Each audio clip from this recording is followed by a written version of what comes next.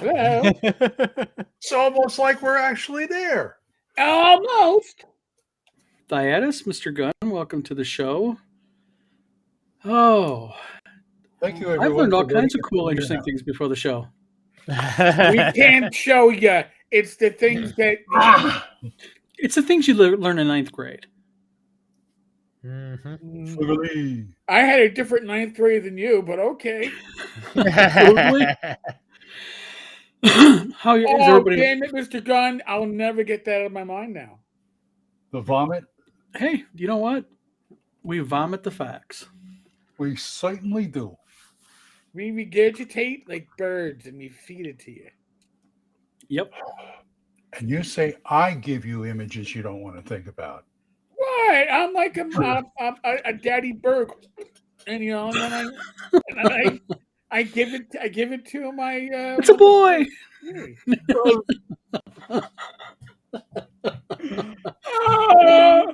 Help me. Poor Steve. Steve's just ignoring us. Steve's reading something online. Totally has anything to do with this show. Yeah, he's just like, please, somebody save me from these people. They are corrupt. Yes. No, must save the cranium.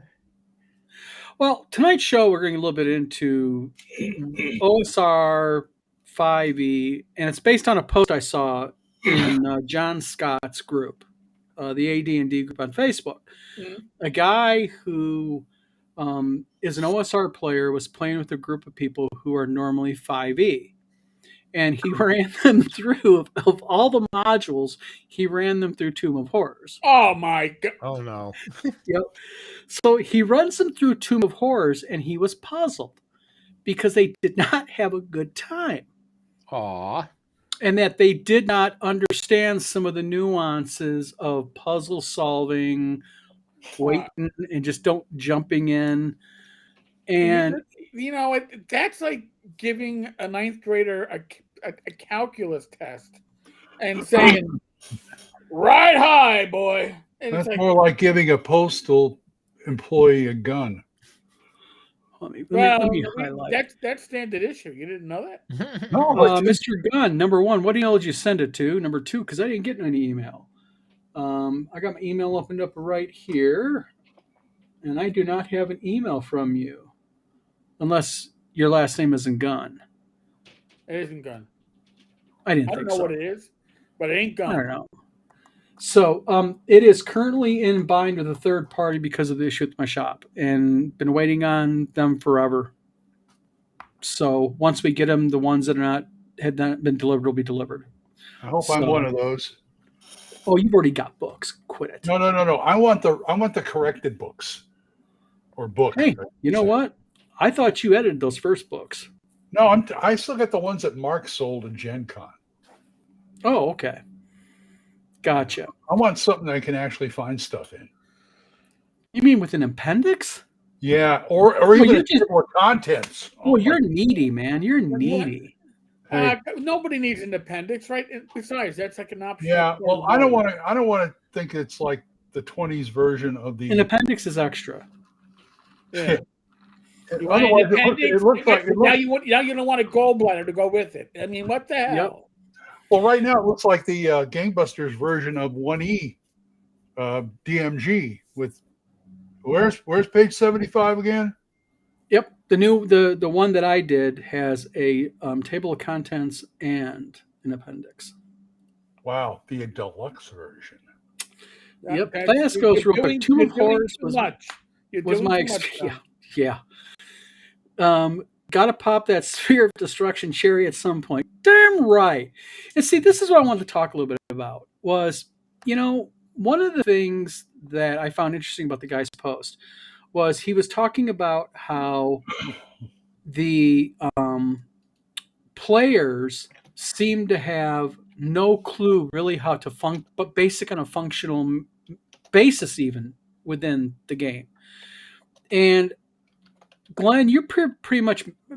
Eric, you don't have much 5e experience, do you?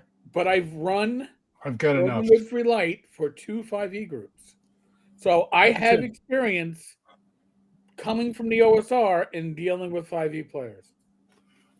Gotcha. Glenn, so you're our resident 5e. Mr. Rourke, how you doing? I am. You're the resident expert in this freaking thing, because I You're mean, I'm nominated. developing some 5e product, but haven't played it a lot. Really? Let's see here. Vanishing Tower Press, how you doing? They say all my sci-fi ends up as corporate governmental totalitarianism, infrastructure collapse, overwhelming violence, and profound biological and psychological despair. Am I too cliche? RoboCop says no. No, I mean it sounds pretty 2025 to me. You know, Fugly makes a good point, and that is modules are not my first experience. All home done stuff. Same here. Yep. My mom used to bitch and complain because modules were $4.97, and she was not going to spend that kind of money on a venture module, when I can create it myself. Well, they were jacking the price up because initially they were $450, and then they were $6. Yeah. Yeah, but you could get a record album for that price. Well, yeah, you could. It was like They were less than DMG, $5 originally. But I mean, listen, if you are taking a group of 5e players, you are running them through Tomb of Horrors. And by the way, you run new OSR players in Tomb of Horrors. My question to you is why? All right, it's a module for name level characters. So you are you got to give them pre-gens. And Tomb of Horrors is a tournament adventure, so it's made to basically ragify the party. And James Raggy, I'm giving you props, but it's basically a party screw. Well, yeah, it's a TPK module. Yes, That's and what it's designed for. They're not used to that. They're 5e players. They are not used to one party member falling unconscious. But he said something in his post that puzzled me. Okay. And I even messaged him. He saw my message and promptly blocked me. Don't know why. Oh. What? Yeah. He said that one of his other questions was, do people believe, like he does, that Gary Gygax created Tomb of Horrors to steal other people's ideas? And I messaged him and said, I'm puzzled about this portion of your comment. Was it a misspeak, or did you hear a rumor? And he saw me, and then the commenter was no longer available. So my question is, has anyone heard anything in the ether? Because I've never heard anything about. Yes. Oh, Eric's got the juice. All right, let me go ahead and here. This is juice going back. I don't know. Whenever I was active on the BioWare forums for like Neverwinter Nights, okay, because there was one jackass who was talking that Gary Gygax stole everyone's ideas. So this is a rumor that goes back at least 2 decades on the internet, and everything was published under his name, and nobody else ever got credit. So I was like, so I saw that, and I went, "Are you sure?" He goes, "I've done my research." So I went to my collection. I was about to say, I got a lot of modules up there that don't have Gary Gygax's name on them. Yeah. Guess what? B1 doesn't have Gary's name on it. That's the reason why they were B2. Because they were, here's a little secret. Okay. TSR was paying their employees basically a commission on the work they sold. So when B1 was in the basic set, Gary wasn't getting paid for it. So that's why B2 came into existence. It's a great module. Don't get me wrong. Okay, so that's where he's getting it from, probably. Well, so he was making this claim that Gary took everybody's credit, and I was like, all right. So I started pulling. I came back and went to my closet. And I pulled out Tower of Inverness, Alan Hammock, the whole A series. I go, and I was like, how about this, and this? He goes, what are you talking about? I go, these are actual adventures from the AD&D era that don't have Gary's name on it. What are you talking about? He stole ideas. Required people to put his name on it. Now, if you look at the DMG, it's by Gary Gygax, and then there's a bunch of other names that were involved in the editing process, and other people contributed to it because things were added and removed. But it was Gary was like the main writer and project manager. But that's like splitting hairs. So for people to say Gary stole, by the way, how is Tomb of Horrors a device to steal shit? See, that's the thing that puzzled me. Joe, how you doing, my friend? Yeah, I'm very, and the fact that he blocked you. Yeah, all I did, I honestly, that's the question I asked him. I wasn't I wasn't mad about his post. I just was interested because, I've sat down and I've listened to Tim Cass talk literally dozens of hours about working under Gary Gygax, Right. and never has even Tim mentioned anything that Gary stole people's ideas or anything like that. So, I mean, That's But the thing is, his other part of his post was interesting. Is he just said how his 5e players seemed almost lost on how to play that type of game, and yeah. But I would say any modern OSR player is going to be taught. Listen, the only person that outdoes Tomb of Horrors is James Raggy. All right, because Raggy has an adventure where the only smart move is to not engage with the adventure. yeah, turn around at the entrance and walk away. Yeah, look at that monolith. No, keep on walking. We don't need to know. It's the only way you're going to survive. Now, Gary, Tomb of Horrors, was meant, again, as a tournament adventure. Yes. It was meant to, you got scored basically on how far you survived. Yeah. Okay.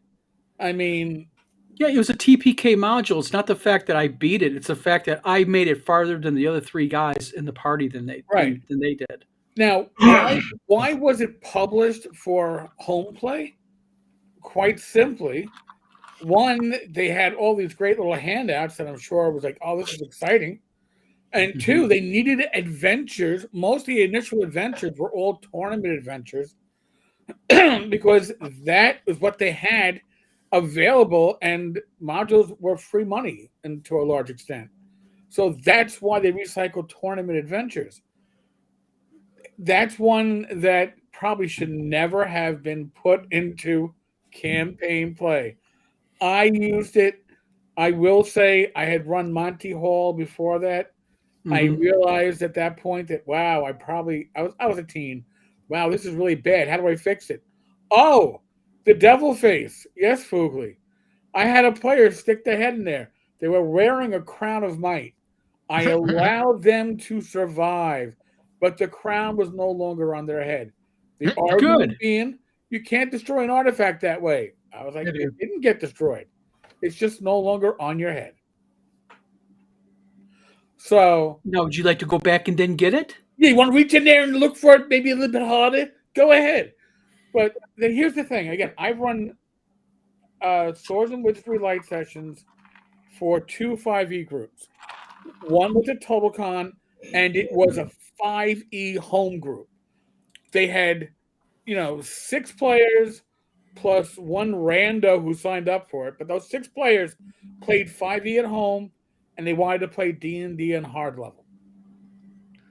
And they played Swords and Witchery Light. They all got to, their gift of purchase. Here's the rules to go home with you. And they had a good time. And it took them a couple of rounds to realize, to get out of that roll for everything. The whole tell me what you're doing as opposed to don't tell me what you're rolling. Tell me what you're doing. But then, see, they came into it, though, with the idea that they were going to play Swords and Witchery Light. I ran at GaryCon for a 5e group where the DM got snowed out. And it was a level from Goeb Drapanathic. We had 3D terrain, and I show up there, and I'm like, you got no DM, you got me. I can run Swords and Witchery Light, or I'll need somebody to DM with me because I don't know 5e. and everybody was on board but one, and one person was welcomed by and said, "Free seat." So we had a full table of 8, and most of my players took them again a little while to grok it, but I had one, God bless him, stuck on stupid. My perspective, him, he was stuck on 5e, and 5e is right. I roll intimidate. I detect lie. Even his fellow players are like, dude, no, you got to tell him why you think he's lying. It's like, no, what do I roll? Because there's no roll for that. What kind of a game doesn't have a roll for it? So there is a different mentality. There is a adjustment that has to be made. Joe makes a good point here. He says, I run Tomb of Horrors at conventions every once in a while, and everyone loves getting slain in weird ways. Right there, I think, is the white fence between 5e and OSR. And that is because players like us that play a lot of OSR, if my character dies, I actually kind of expect sooner or later I'm going to do something stupid and I'm going to end up dying. So if I'm going to go, I might as well go in classic fashion. And I don't know how many discussions around the table that we used to have that who had the best death. You know, and I don't think that's a thing with a lot of 5e players. You know, because they want to be like I want to be a half dragon celestial mage spinning web weaver queen. Here's the thing. You're playing an OSR game, and whichever one, whether you're playing Adventures Dark and Deep, Joe's Swords and Wizardry, whether you're playing OSE, you have your first level character. And what is your goal? Your goal is to reach second. Your goal is to reach second level, right? That's your immediate. You're not. If you're playing 5e, you're already thinking about the end game and what I need, what magic items I have to accumulate. When am I going to change my level? When am I going to change my class? But didn't they make a 5e version of Tomb of Horrors? Yes. I believe it's in Tales from the Yawning Portal. Oh, it must have training wheels on it. And like, oh, yeah. I was supposed to say, I'd be really interested to compare them. What's that, Glenn? I said that I only know that because Gage told me, because I'm still kind of a 5e ignorant. Gage is Glenn's Matt, grandson. It is Glenn. I would love to compare the two. I really would. That's right. Hello, Matthew, and that's right. I am Glenn from Thaco's Hammer. Boy, I never thought anybody recognized me from that. See? Because we have gaming royalty in this video now. Bye. I get up and bow to you, but I'm not wearing pants, so you're gonna have to wait on that. Well, here, I'm wearing pants. Hello. All right. Thank you, Glenn. I always appreciate a good crotch shot. If I knew, I would have wore shorts. And by the way, Glenn, I'm going to warn you right now. And this was not my idea. This was my wife's idea. Oh. My wife has, I think, the perfect way that she's going to embarrass your ass on your birthday, like you told us about a month ago that's not possible. Oh, at WizardCon. Embarrassment wasn't possible. I just don't think it's likely. Well, I'm gonna have to collect that. Also, your chance of embarrassing me kind of, it gets lower and lower the more drinks I have. Really? Oh yeah, Glenn. I will just say this: you will have a very enjoyable birthday, a memorable birthday. They say courtesy of me and my wife. I can sing lounge songs to you, Glenn. Maybe I should take an early plane out. Say it's your birthday. Oh, happy birthday to you. Come on. Hey, you know what? Tomb of Annihilation is what they. Oh, so they changed. There's there in 6041 says Tomb of Annihilation. So they changed from Tomb of Horrors to Tomb of Annihilation. A mashup of Isle of Dread and Tomb of Horrors. Oh no, it's Tomb of Annihilation's kind of a bit of a. I played through it. It's a bit of a different animal. It's not as deadly, but it's bigger, and you can die in more ways. And it's stuck in the middle of Chult. Oh. I know we weren't the only group who said fuck Chult. So And it's pie hole even. Yeah, just gotta make sure you know. So his Venture Satanus is the one who created this thing? You didn't get the joke. Never mind. Oh, God. Chult. It's Chult. I think his is Chult. Kind of like younger Chult. I'm trying to be funny here. Nobody likes my jokes. I'm going home. Aw. Oh, you'd be a dead ringer for Buster Keaton if you had a pork pie hat, according to. Funny thing is, I know where to get one.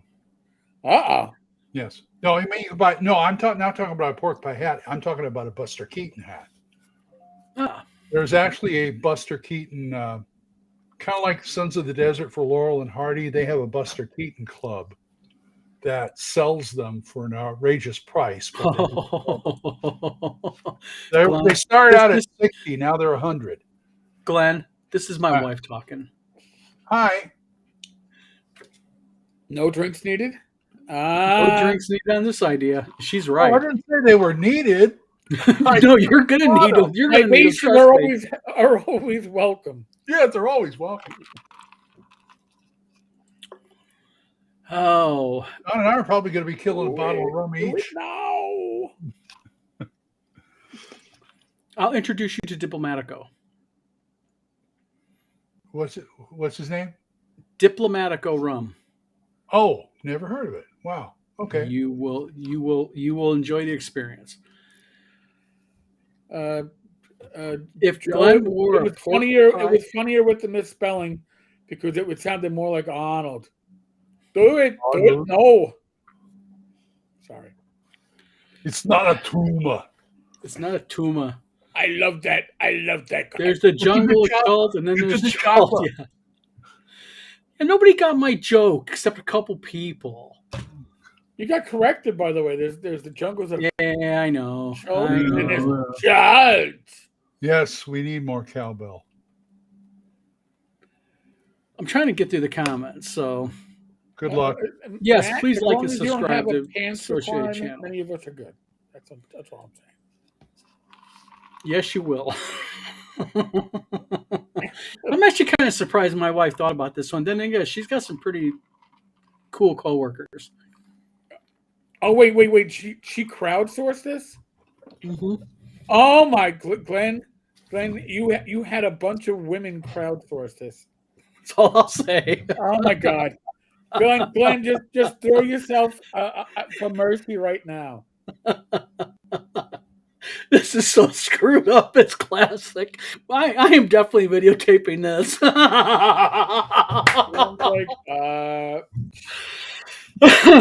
I might have bitten off more than I can chew. Oh, don't go there. Don't worry. It's not what Eric showed. I disavow knowledge.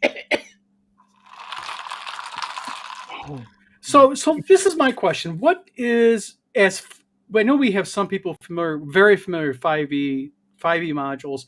What are some of the more deadlier 5e modules out there? Or better yet, what are some of the modules that are 5e that have a real OSR twist? Anybody? Probably nothing published by WotC. That's true. I can't. It'd probably be third party. Yeah, it's going to be third party. It's probably going to be companies like Frog God or. Frog God / Necromancer. Yeah. Mm-hmm. They're always like doing, old school feel with new school. Yeah, because we're working on right now a mega module called Lair. And it's a 5e module, but it's definitely got a real OSR pull to it. Good. So all the players will hate it. Oh yeah. Oh well. Oh yeah. Okay, my question then is all this running 5e newbies through Tome of Horrors. What module would you start newbie 5e players on? That's OSR based. The OSR module. Yeah, playing OSR. They decided to. I'll be honest with you. I think I would go right to the classic B1. I would go to B2 because that's what WotC went to when they play tested 5e. Yeah, true.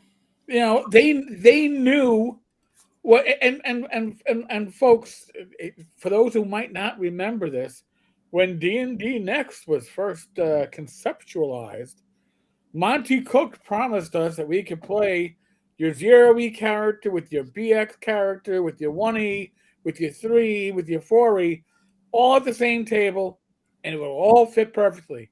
And they backpedal on that real fast. He didn't backpedal. He left the company.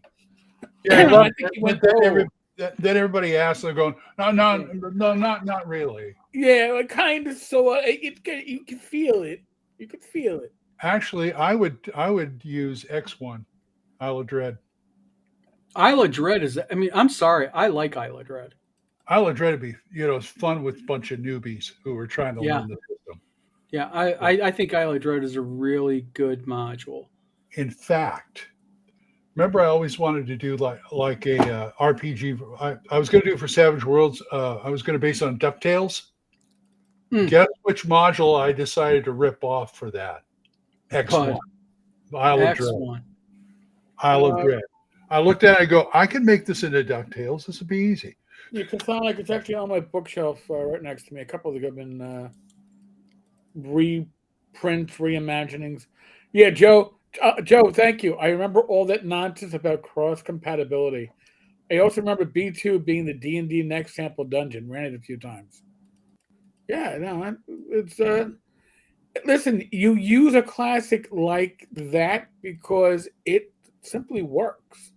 Yeah, it hits all those points that you need: exploration, factions, dinosaurs, pirates, cannibals, you name it. Okay, now, what is, in your guys' opinion, the worst OSR module? That's a toughie.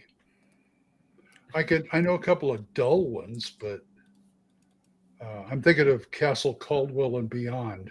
All right, so we're talking classic TSR.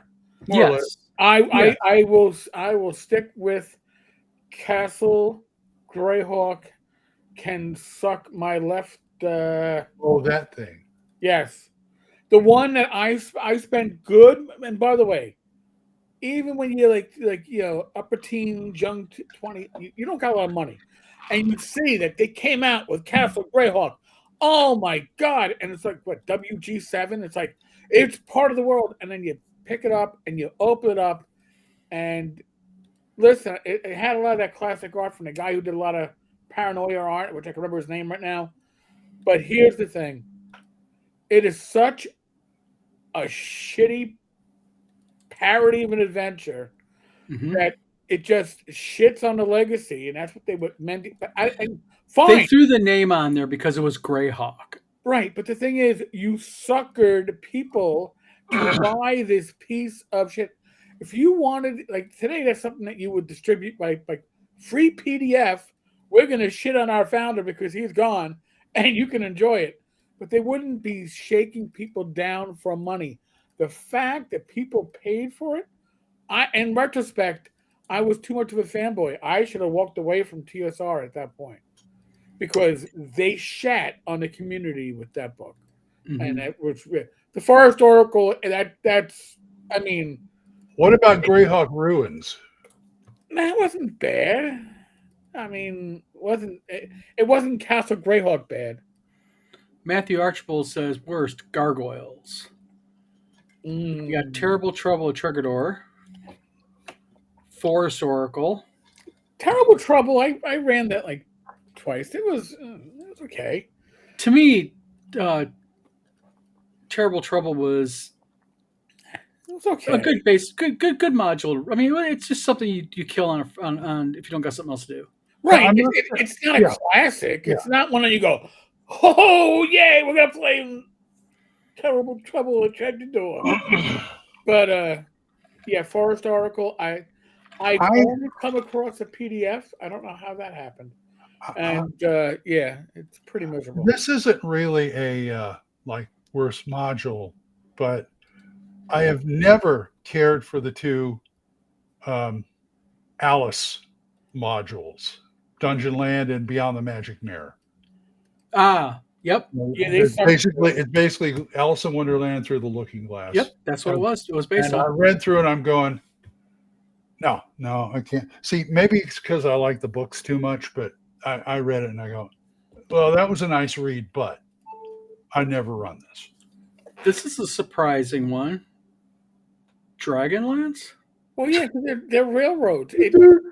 Listen, the books were fine. The books were like, But the modules are designed for those people who really enjoyed the books and wanted to go ahead and live the story through an adventure. Pretty much.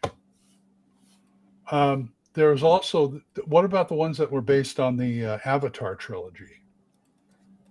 The oh, Avatar. well, those suck too. Shadowdale.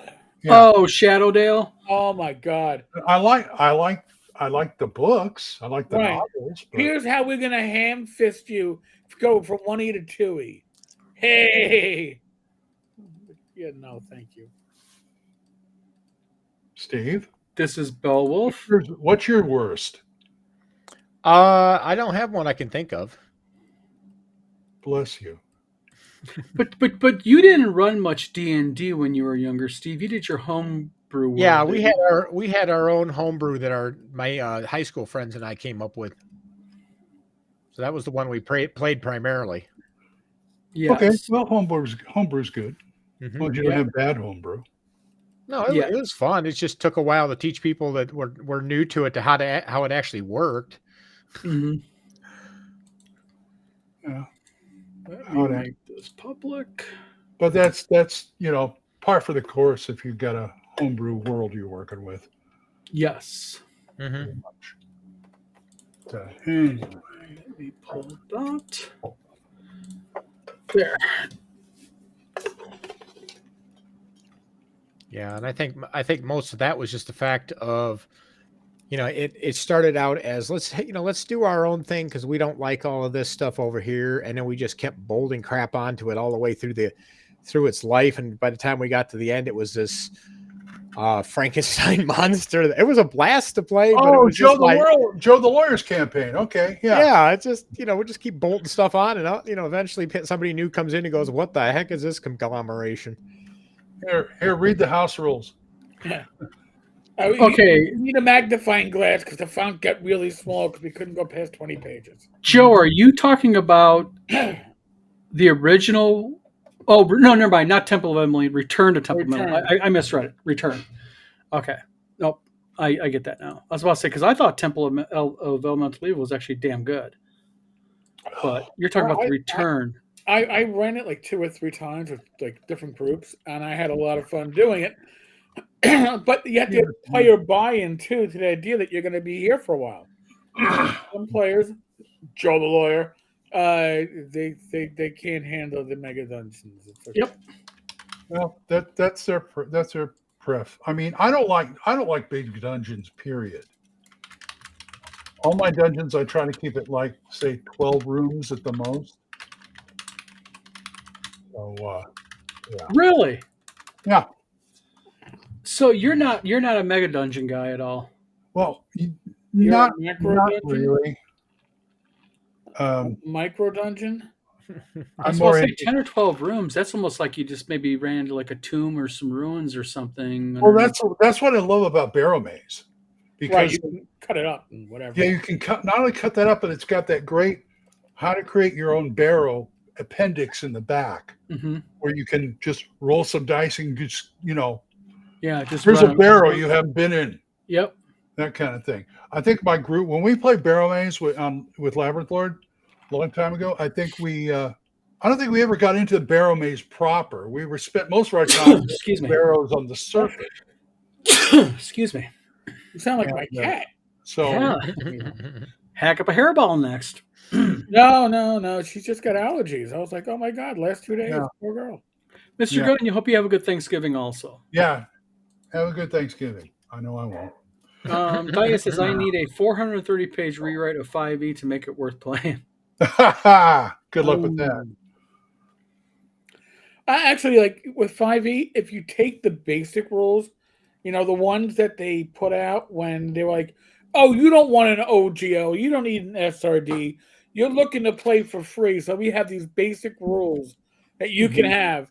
if the basic rules are not bad.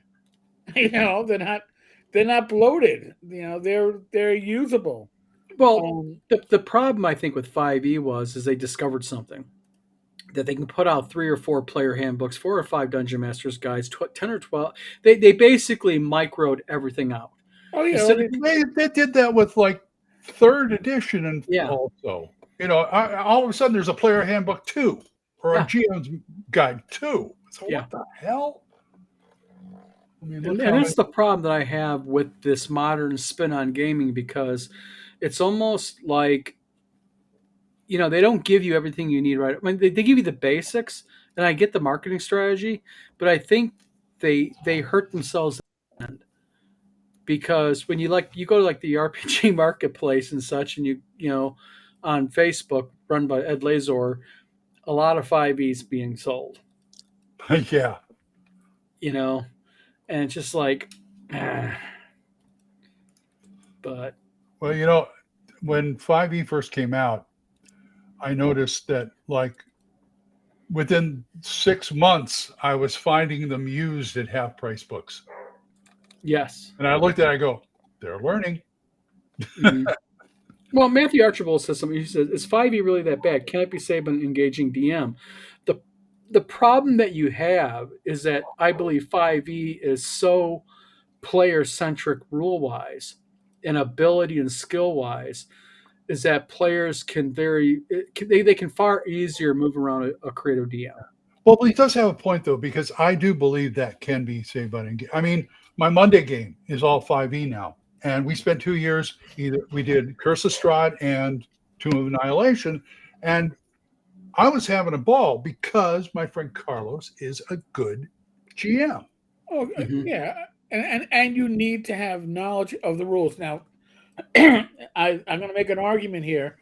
I think it's easier to become a good DM, GM with an OSR style system, because no matter how long the book is, the core rules of it are generally pretty streamlined. There might be hundreds of pages of spells and monsters, but the core rules are usually pretty streamlined. Whereas with 5e, you got to know a rule for everything. And oh well, if they're coming up from behind you, but they're only 2 feet away as opposed to 5 feet away, this is your adjustment. You need a very knowledgeable GM, which I think is why they were trying to get AI involved with the VTT, and that didn't Yeah. work. But with OSR, if there's a question that's not covered by the rules, you make a ruling. Ruling, not rules, is old school, but Yep. rules over rulings is certainly 5e. Yes. And also, I think with 5e, there's a thing that Tim Cass says a lot: theater of the mind. Mhm. And Yeah. I think with 5e, that's kind of more pulled off and put to the side, because It's I think hard. 5e players want it more spelled out for them. Mhm. And that's just not how. And that's one of the differences between 5e, I believe, and OSR. And that's why I like OSR a lot better, is because it's, for lack of a better, and I know we're talking about magic carpet spells, goblins, orcs, but Mhm. it's more quote unquote realistic to me, OSR. Yeah, it is. It is. It's just more. It's more down and dirty. And that's what I like It about it. plays more like the fiction we read when we were younger. Conan. Conan and Fafhrd and the Grey Mouser and Elric and the Eternal Champion. Lord of the Rings was certainly an inspiration, but not directly. Yep. But all that stuff shaped our expectations. And now 5e is more like, well, what if we put current day expectations on the societies in these worlds and on the game? And it's like, we were pretending we were in a fantasy world. Now I'm in like a fantasy Starbucks. That's not the same thing. I don't It's funny because I was rewatching my copy of Honor Among Thieves, and I look at it and I go, oh, I see some of the 5e trappings, but this sure feels like an OSR game. Yes. It got to the point where there's certain scenes where I can actually hear the dice being rolled in the background. Hmm. It was great. I mean, they blended it so well, and that's the kind of feeling I'm looking for in a game. Well, the thing with me is I think that when you look at D&D, is D&D OSR D&D is more Conan Mm-hmm. and such, Thieves World, whereas modern D&D is more Marvel and DC. Yeah, and if I want to do that, I'll play, Face Rip Marvel. And Yeah. by the way, when we say Marvel DC, it's not the classic Marvel and DC from No. the 70s and 80s. It's No. not late Silver Age. No. It's modern. Modern. It's more based upon, and we've discussed this elsewhere, World of Warcraft and EverQuest and games like that. And you got to remember, tabletop D&D and RPGs birthed the computer RPGs, which birthed the MMOs. And once MMOs came along and had monthly recurring subscriptions, then tabletop RPGs wanted to figure out how to get into that and grab their pieces of pie. And it became more like MMOs because their players are coming from MMOs. Expectations change. Absolutely. Yes. Absolutely. Absolutely, man. I need another drink. Go get another Fago. I think I will. So moving on. Anything new this week, Eric, in gaming? Anyone do anything stupid? Anything sit there happen major? I mean, we were going to talk about like stupid stuff. I would assume like yesterday, but then we got distracted because we started talking about like Joe the lawyer's rant about mega dungeons, and then Joe popped in, and then Rob. our live stream went off in many directions, and I wasn't the one that had all the stupid. The other guys had all the stupid prep. We never got there, so I don't know. It's we are in an industry right now. We talk a lot about AI, and there was a multi-billion-dollar lawsuit / settlement for the use of AI and AI using copyrighted works, but that's not what they got nailed for. Just so anybody understands, like, oh, they trained it on somebody's work without their permission. No, that's not what nailed the company. It's that they went and they pirated the books. They didn't buy them. If they had spent, I don't know, $20, $10 per digital copy, they wouldn't be paying $4,000 per copy that they liberated, we'll say. So that leaves a lot of these AI questions still up in the air. Mm-hmm. Okay, first when it comes to training, because they're saying, well, no, if you've only purchased this stuff, it would have been a legitimate purpose. Well, I've got some gaming stupid I'd like to talk about. Yeah, go ahead. There's a lot of it out. Board Game Geek. Are you familiar with it? What about it? Yes. I got banned. Wait. You got banned from Big Purple's sister site? I got banned from Board Game Geek's Facebook page. Let me show you this. This is nice and stupid. This should be good. Yep.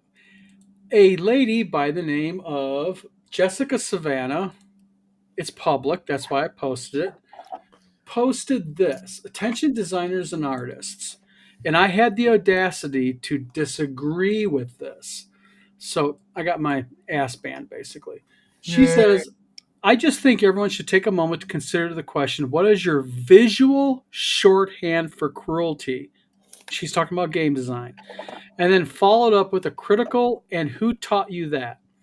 And she listed several examples, such as, and I think maybe we should go through them. Why is an evil timeline character design disabled? Why do heroes go through equally punishing battles and never lose an arm, leg, or an eye?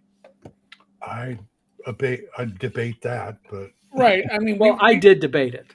yeah, we've seen heroes lose eyes. Yes. We've seen them lose limbs and get cybernetic limbs. Yes. The next one, though, really threw me because she said, why are futuristic sci-fi terrorists uniformly darker skinned? What? And why are heroes so... That's exactly what I said I said, number 2, what? Question mark. Because this BS right here is just that. It's BS, in my opinion. All right. Go well, on. that looks like another take on. Well, we're discriminating people when we run orcs. Yeah. Yes. You know. And All right. Like I got a response to number 3. So let's get let's.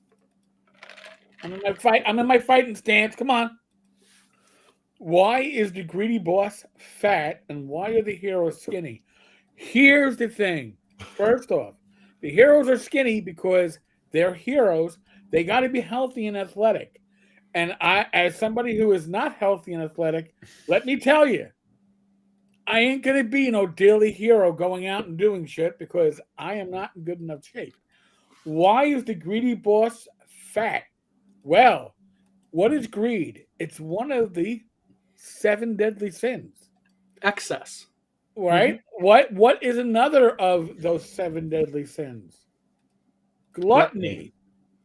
So why is the greedy boss fat? Because it literally is what you think about, right? Think about it. It's Kingpin, right? I mean, yes. Now, What's is it a trope? You could argue it's a trope, but it's one that's been well used for probably hundreds of years. But also, like I counted out to her, I said there are plenty of greedy bosses who are thin. Grand Moff Tarkin from Star Wars, the head publisher from Devil Wears Prada, Al Pacino from Devil's Advocate. I named about what's that? Darth Vader himself. Yes. So I basically got called a racist bigot on this post. Nice. Yes. I think that actually is kind of a compliment in this post. Yeah. Well, And then she also asked, why is the criminal mastermind heavily scarred? Why is the traumatized hero unscathed? Deathpool. Bingo. Well, no, because he's really a criminal mastermind. No, he isn't. He's an anti-hero hero. Here, Okay. yes. Oh my, wow. The number 5 really gets me. Why is the predatory creep a bearded person in a dress and makeup? Why are none of the heroes trans women? What? And this, I've never heard of a predator. Okay, what this lady is getting at is Silence of the Lambs. I know exactly what she's pulling from. She's pulling the bad guy from Silence of the Lambs. But what I challenged her on was, and I number 1, 2, 3, 4, 5, 6. This, and of course, she didn't answer me. It was her crowded posse. Is I can't think of, and can someone help here? I cannot think of any other predatory bad guy who has a beard and wears a dress and makeup. No, I can't either. I can think of plenty of predatory bad people in movies. Yeah, but they're... And actually, if you actually take a look at it, what they're made out to be usually are white males, with glasses and older men. Why is it a bearded person, by the way? Is she? Just that statement alone is telling me, it's like I guess birthing individuals will be the next line somewhere. Is that the 8th line? I'm sorry. And you can't really see it because us on the screen, but her 6th point was, who taught you that is how things are, and how long do you plan on repeating this? Who taught you how long these things are? Millennia? Yeah. Not going to change for her. How about that? Well, see, what I basically said to her is I kind of took her points point by point. Mm-hmm. And a group of her friends jumped in and said, you sound angry. And I said, no, I'm not angry. And I'm not angry about this Wait, post. she didn't sound angry. She Yeah. didn't sound. Oh my god! But the thing is what they're attempting to do is they're attempting to make something, in my opinion, out of nothing. Um, you know, the thing Sound, is go ahead here, Steve. yeah, it just sounds to me like they're looking for something to complain about. That's all they really want. Yeah. Yeah, Well, professional victim is They David. want they Yeah, want exactly. drama. They want drama on the internet. and in Yeah. all fairness, probably Steve is probably the biggest sci-fi guy here on this channel. Steve, please tell me dark-skinned sci-fi bad guys. There are some of them. I don't see them a lot. Bingo. I've only got like one in my stories, and it's only because he fits. Mm-hmm. But the thing is, like I told her about this, I said, what you're doing is this, is that if I'm challenging you to please, give me examples. I mean, I'd love to see examples of all of this. I mean, yeah, we can see fat bad guys or heavy bad guys because of gluttony, like the penguin. It's scarred and all screwed up, yeah. But it's because people want the bad guy to look bad. Mm-hmm. They're attempting to demarcate the good guy from the bad guy. Right. Well, Now, you have Serenity. Serenity, your main bad guy in the Serenity movie happened to be a very kick-ass black man who, as an adult, I was like, wow, if I met this guy while I was working, I would have given him a large berth because he would have been somebody way beyond my pay grade. Mm-hmm. And one way or the other, I did not want to interact. But yeah, it's a rarity in these things. Yeah. Well, you also have to remember back in the older days, like when DC first started out, and you had the early Superman comics and stuff. There was a lot of societal stereotypes, and that's where you got good guys were always this, bad guys are always this, and the people wanted that because that was what society saw as good versus bad. So let's put that in the comics, let's put that in the games and in the movies, so that we give people what they want because that's what society at that time believed in. Right, Mm-hmm. and it makes for storytelling that the society expects. There are expectations, and that fits their. I know there's a modern view that fiction should shape society. Right? They want to be change the world. That's fun and dandy, but the reality is that generally fiction is a reflection of the world, and that's what it was doing. And what's interesting about this, and this was the final example, I went to her Facebook page, and what she is a middle-aged, or not middle-aged, she looks like she's late 20s, attractive blonde. And what I said was, how about if I write a series of RPGs where the villain is a 25-year-old white, attractive blonde? You would get pissed off. What's her name, Karen? Jessica Savannah. I'm only saying it because she might make her post public, so I'm going to name her public. Maybe her middle name. Maybe she, thinks of herself. If you want something like that, look at the Over the Hedge series, especially the movie. I mean, what was the main villain? It was a middle-aged woman, I think, with blonde hair on a phone, just yeah. Well, Devil Wears Prada. I mean, the head lady of the fashion house was a total C word, and she was a blonde older woman. Right. What about Misery? Misery. Oh yeah, Kathy Bates. Classic. Mm-hmm. It's like, come on. But this level of virtue signaling that's starting to happen in game design is really distressing, because what they're doing is, now granted, before I got banned, I will admit a lot of people liked my responses, and a lot of people were going, "This is BS. You're just pandering," and I'm sure they're banned too. Oh yeah, but the echo chamber is in effect. Yep. Yes. Yeah, it's ego is a lot of what it is. It's like Yeah. I want to feel special and tell you what to think because this is what I think, and I want to feel special. I find it incredible it was on Board Game Geek. Yeah, it was on Board Game That's Geek. weird. Yeah. Well, no, I usually follow RPG Geek, but I know of it, and it's like, what the hell? Yeah. You're talking about people making board games this way? Board Game Geek Facebook. It was on the Facebook page. Yeah, for Board actually, Game Geek. here's the other question then. Why is that in the board game? What does any of that have to do with board game? I can tell you, I can answer that actually very specifically. Looking at her other content, okay, and looking at her Facebook page, she is a social justice warrior. Oh, That explains it. They can go to hell. Yep. Mm-hmm. She is like literally going. She had a post on her page, and I shit you not. I can't even say this with a straight face. I can't. How much? Dude, don't make me pull out that picture, man. You better be able to say this because I'll really. She was arguing that people who drink chocolate milk more than white milk are racist. What? I told you. That's just I was looking like going, for. No, time out. Here. I'm gonna say this.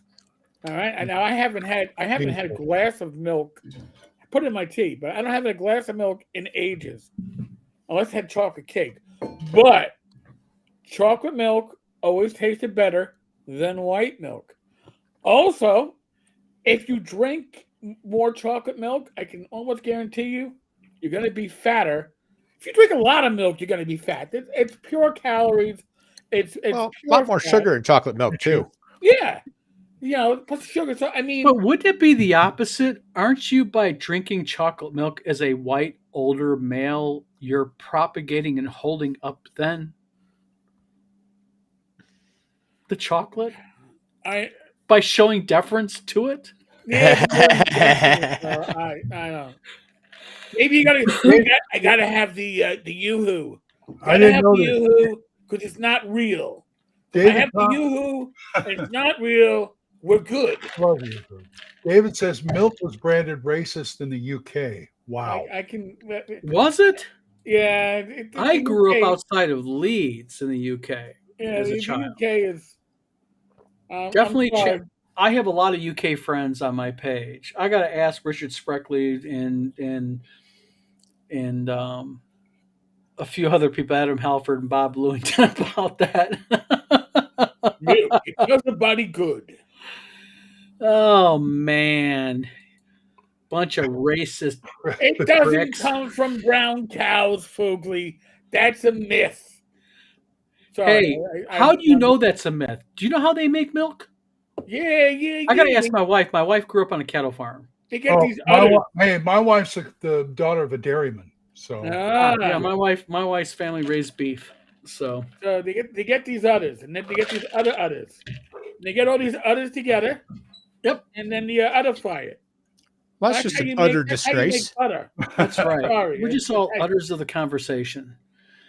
I just figured a really horrible, like, New York accent talking about udders and butters. Udders. I just thought it would be a great way for me to say, "Holy crap!" I probably got my segue out. Yes. Yeah. Well, I want you to say rectal babies with a New York accent. It's my accent. Since we're talking about butter, I'll throw in a plug for Red Feather Butter. Yep. Yeah. Red Feather Butter. Oh, best stuff ever. It's better, better than that Irish crap.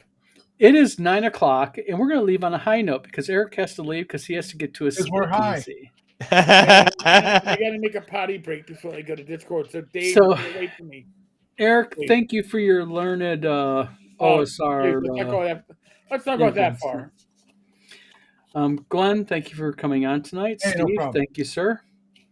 Everybody, stay away from chocolate milk. What about chocolate bunnies and dragons? If you like this, we'll probably have most of these people back tomorrow at 8:00. So I'm just saying. Yeah. And Eric, we will see you tomorrow night. Indeed. Oh, and before we go, I wanted to give because I mentioned this before we went live. Is for those of you who've been over to my channel, I've recently posted 2 videos.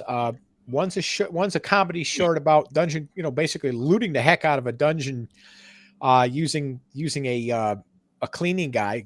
Trust me, you'll love this one. It's hilarious. And then I also have a Dungeon Crawl DLC short story called The House of the Crystal Chalice. I'd be really interested to hear, to have you guys listen to those and tell me what you think of them in the comments. Because And real quick, Steve, what is your the name YouTube of your channel? channel? Yeah, what is your channel? Just a second here. Let me ping it. Bad Steve. Bad Steve doesn't know the name of his channel.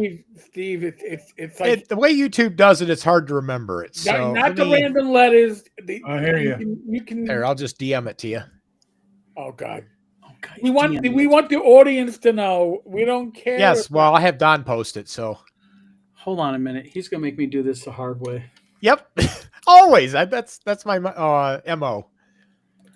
What is going on here? Hold on a minute. What's the matter? Oh, Steve's gonna make me go look the hard way. So That's give me Steve. 10 seconds. I'm pulling it up. Mm-hmm. I gotta pull up Discord. Okay, hold on a minute. I got it right here. Let me copy this. How come I can't? Discord's hard to copy from. Discord hates you. There we go. That There is it goes, yep. Steve's channel. And just to let everybody know, it's Stephen Lake 6348. That's a lot easier than the random numbers and I'm just saying. Yes, it is Stephen Lake 6348. So YouTube.com, Stephen Lake 6348. Check them out. And Mr. The last comment of the night says there used to be OCC victim for Palladium games. I played a vagabond in Rift, so Gotcha. Well, Eric, enjoy the Thank you, Jim. speakeasy this evening. Mr. Thank Lake, you. Mr. Grognard, Glenn, thank you for coming on channel tonight. And wait a minute, are we on next Thursday for Thanksgiving or are we not? probably not. Probably Yeah. not. I'll be busy with the family. Yeah, I'll be busy with family too. So Yeah.